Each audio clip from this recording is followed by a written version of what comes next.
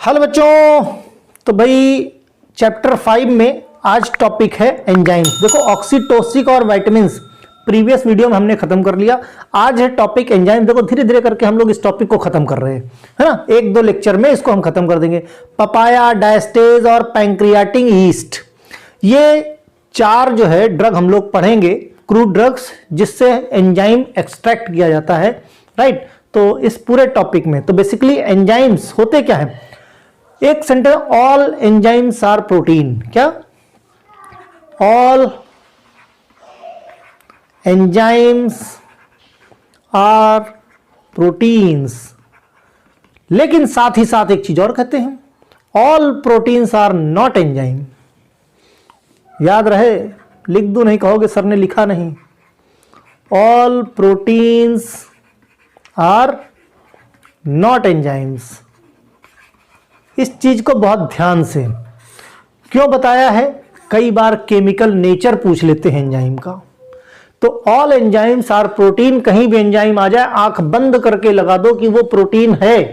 लेकिन प्रोटीन के केस में कभी यह मत लगाना कि वो एंजाइम ही होगा। प्रोटीन में बी एंजाइम और may not be enzyme. Enzyme हो भी सकता है और नहीं भी, लेकिन जितने एंजाइम है वो सारे के सारे प्रोटीन होंगे, राइट। चलो भाई, एक आधा एक्सेप्शन है, चलेगा, राइबोजाइम वगैरह वो चलेगा, उसकी कोई जरूरत नहीं तुम्हारे यहां। एंजाइम्स ठीक है, ओके। एंजाइम्स ठीक वही रोल अदा करते हैं जैसे केमिकल रिएक्शन में कैटालिस्ट। जैसे केमिकल रिएक्शन में कैटालिस्ट, इसीलिए हम एंजाइम को बायो कैटालिस्ट बोलते हैं। क्या बोलते हैं? Bio catalyst. ये वाइटल रोल प्ले करता है बॉडी के अंदर। बॉडी के अंदर बहुत सारी बायोकेमिकल रिएक्शंस चलती रहती हैं, जिनके रेट को ये कई गुना, अप्रॉक्स बात की जाए तो 10⁻6 टाइम्स फास्ट कर देती हैं। 10⁻6 टाइम ये फास्ट कर देती हैं। मींस जो पैदल चल के जा रहा है उसको हेलीकॉप्टर से पहुंचा देती हैं, जिसको 1 महीने लग रहा है उसको 1 दिन में पहुंचा देती हैं, है ना, या कह लो 10 घंटे में पहुंचा देती हैं। तो बहुत ज्यादा फास्ट कर देता है एंजाइम रेट ऑफ रिएक्शन को। प्रॉपर्टी की बात करें तो एंजाइम जो है सेंसिटिव होता है पीएच के। ये अपने पीएच पे ही ऑप्टिमम पीएच पे ही ये ऑप्टिमम एक्टिविटी शो करता है। भाई जैसे पेट में हमारे एसिडिक मीडियम होता है, इंटेस्टाइन में हमारे बेसिक मीडियम होता है। तो जो एंजाइम पेट में है, अगर वो एंजाइम हमारे इंटेस्टाइन में पहुंच गया तो वहां काम नहीं करेगा। क्यों? क्योंकि वहां का पीएच अलग है। जो इंटेस्टाइन का एंजाइम है वो अगर स्टमक में आ गया तो यहां वो काम नहीं करेगा। तो हर एंजाइम अपने स्पेसिफिक पीएच पे काम करता है। Enzymes are sensitive to heat, are denatured by the excess heat या एक्सेस कोल्ड। देखो सिंपल सी चीज है, जितने भी एंजाइम हैं वो ऑप्टिमम टेम्परेचर, मतलब जो हमारा बॉडी का टेम्परेचर है उस पे अपनी मैक्सिमम एक्टिविटी शो करते हैं। मींस कितना? 37 डिग्री सेल्सियस। 37 डिग्री सेल्सियस पे ये अपना फुल फ्लैसिड फॉर्म में मैक्सिमम अपनी एक्टिविटी को शो कर लेते हैं, राइट। लेकिन इससे ज्यादा हो गया तो डीनेचर हो जाएंगे, इससे कम हो गया तो इनएक्टिव हो जाएंगे, राइट। इनएक्टिव हो जाएंगे, जिनको वापस से देखो, अगर ज्यादा हो गया, डीनेचर हो गया तो वो एंजाइम अब रह ही नहीं जाएगा। लेकिन अगर इनएक्टिव हो गया तो वापस अपने टेम्परेचर पे आके उनको फिर से एक्टिवेट किया जा सकता है। Okay, catalysing many hundred and thousands of reaction. Body के अंदर एंजाइम बहुत सारी रिएक्शंस को कैटलाइज करता है। Enzymes are capable working the reverse, this act as the cut off point of the amount of the product being produced. Enzyme कभी भी reactant का काम नहीं करता। एंजाइम रिएक्टेंट का काम नहीं करता। एंजाइम कोई प्रोडक्ट नहीं बनाएगा। एंजाइम सिर्फ उस रेट को बढ़ा देगा जिस रास्ते से उस रिएक्शन को होना है। जो रिएक्शन धीरे धीरे हो रही है वो रिएक्शन फास्ट कर देता है, बस इतना सा काम। वो यूटिलाइज नहीं होगा और रिएक्शन के बाद में as it is unused form में वो बाहर आ जाएगा, राइट। तो सबसे पहला हम देखते हैं पपाया। पपाया का प्लांट है, इसमें कौन सा एंजाइम है? कॉमन नेम बोलते हैं पैपेन। क्या बोलते हैं? पैपेन भी बोल सकते हैं। बायोलॉजिकल सोर्स, ये प्रोटियोलिटिक एंजाइम है। पैपेन क्या? एक प्रोटियोलिटिक एंजाइम देता है, obtained from latex of unripe fruit. ये जो अनराइप यानी कच्चा पपीता होता है, इसके लेटेक्स से मिलता है। बायोलॉजिकल सोर्स इस प्लांट का क्या है? Carica papaya. पपीते का प्लांट जो होता है उसका जो बायोलॉजिकल या बॉटनिकल सोर्स होता है उसको बोलते हैं कैरिका पपाया। और कच्चे पपीते का जो कच्चा पपीता है इसका जो लेटेक्स होता है उससे एक्सट्रैक्ट करते हैं किसको, हम पेपेन को। फैमिली इसकी क्या है, कैरिकेसी है ना, कैरिका पपाया की फैमिली कैरिकेसी है। जियोग्राफिकल सोर्स ट्रॉपिकल एंड सब tropical of the world, mean सब जगह ये बराबर मिलता है। केमिकल कॉन्स्टिट्यूएंट की बात करें तो पेपेन एक हो गया है ना, दूसरा काइमोपेपेन हो गया जो कि प्रोटियोलिटिक एंजाइम है, जो पॉलीपेप्टाइड या पेप्टाइड या अमाइड या ईस्टर्स को हाइड्रोलाइज करने में, मींस अल्टीमेटली बात करें तो प्रोटीन के डाइजेशन में मदद करते हैं। कौन, केमिकल कॉन्स्टिट्यूएंट कौन से, पेपेन और काइमोपेपेन, दो जो है इसके मेन केमिकल कॉन्स्टिट्यूएंट है किसके, पपाया के। यूज की बात करें, strongly proteolytic enzyme, pH range कितनी हो गई, पीएच रेंज 2 से लेके 11 तक, 2.0 से लेके 11.0 तक इनकी प्रोटियोलिटिक रेंज है, प्रोटीन को डाइजेस्ट करने में काम करते हैं, राइट। ये बेसिक पीएच पे भी कुछ ऐसे एंजाइम होते हैं जो वहां पे भी डाइजेशन करते हैं, राइट।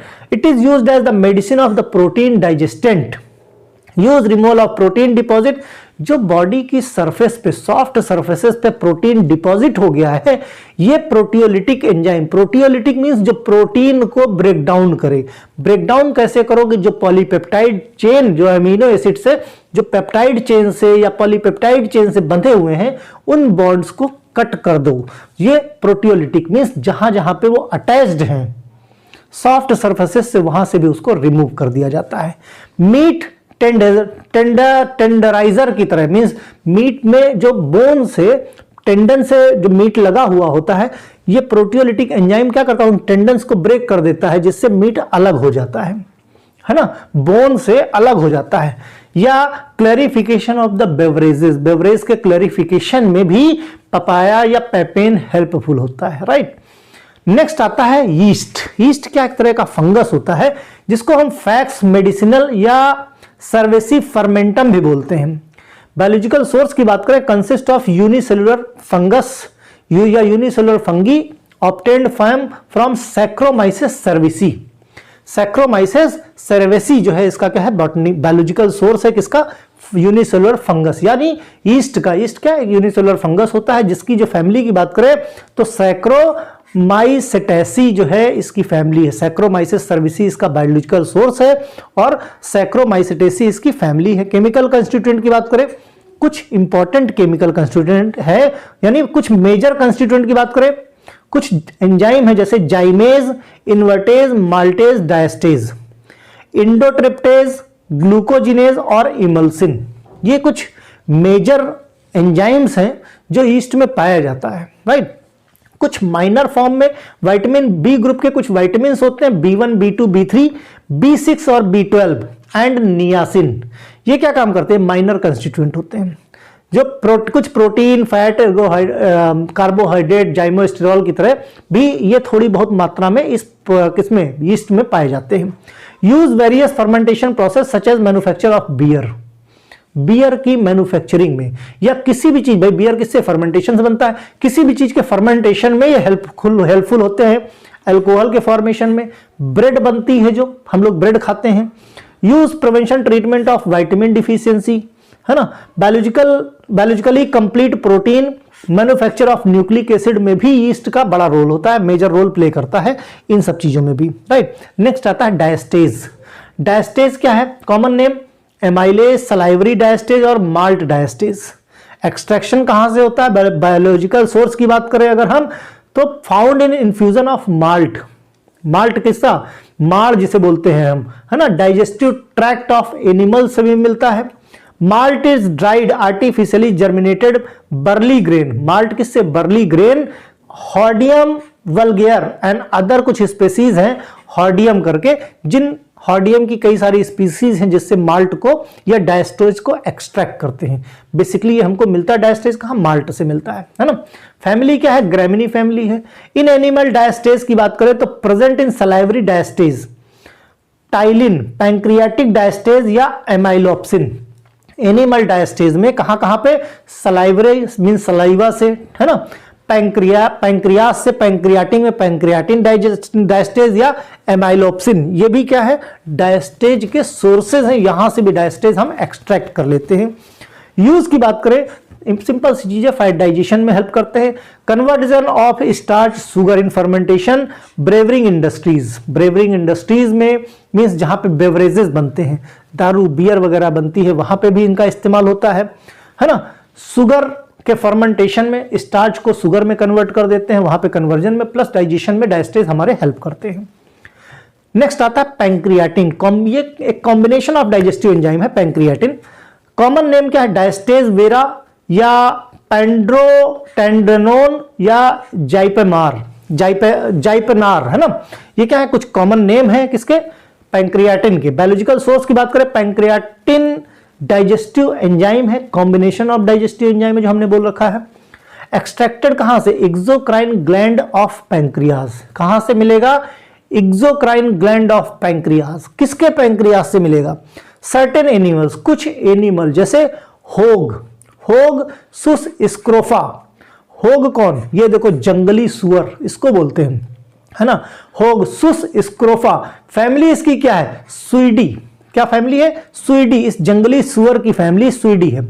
और कहां से, ऑक्स, कौन सा ऑक्स, बॉस टॉरस, इसकी फैमिली बोविडी, टॉरस, देखो जो टॉरस राशि वृषभ राशि वाले होंगे तो अंग्रेजी में वृषभ को बोलते हैं टॉरस।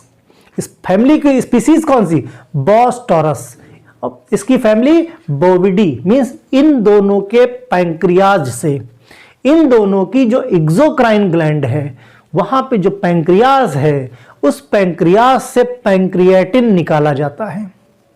पिग और ऑक्स, पिग और बैल कह सकते हो, है ना। केमिकल कंस्टिट्यूएंट क्या है, mix of several digestive enzyme, कौन कौन से, एमाइलेज, लाइपेज, प्रोटीएज। यूज क्या है, टू इंपॉर्टेंट फंक्शन होते हैं, बहुत इंपॉर्टेंट, बहुत ध्यान से समझना। डाइजेशन ऑफ फूड में तो हेल्प करते ही करते हैं, साथ में नॉर्मल रूटीन में कैंसर इरेडिकेशन का काम करते हैं। कैंसर इरेडिकेशन, कैंसर बॉडी में ना होने पाए, कैंसर को दूर करने का काम भी ये पैंक्रियाटिन करते हैं। Pancreatin use to treat pancreatic exocrine insufficiency, अगर पैंक्रियाटिन पैंक्रियाज से कम निकल रहा है एक्सोक्राइन ग्लैंड से, तो इसको हम बाहर से भी ले सकते हैं। एट्रीब्यूट सिस्टिक फाइब्रोसिस हो जाती है अगर, उसको दूर करने में। क्रोनिक पैंक्रियाटाइटिस हो गई, मींस पैंक्रियाज में क्रोनिक इन्फ्लेमेशन हो गया, तो भी पैंक्रियाटिन हार्मोन नहीं निकल एंजाइम नहीं निकल पाएगा। तो पैंक्रियाटिक एंजाइम जब नहीं निकलेगा तो हमको पैंक्रियाटिन बाहर से लेना पड़ेगा।